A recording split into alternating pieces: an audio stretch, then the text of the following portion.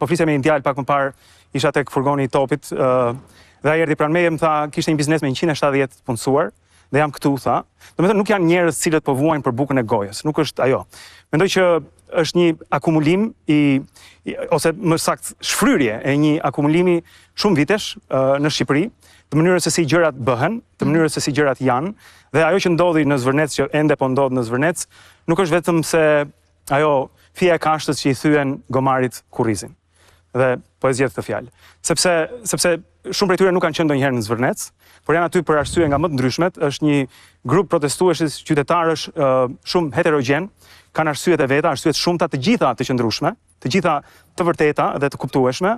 dhe unë them sa mirë që erdhi dita që shqiptarët të lënë kafenet edhe të dalin në shesh për të kërkuar edhe për të demonstruar një ushtrim të jashtëzakonshëm demokracie. Djem të rinj shumë të bukur të një gjenerate Z, të cilët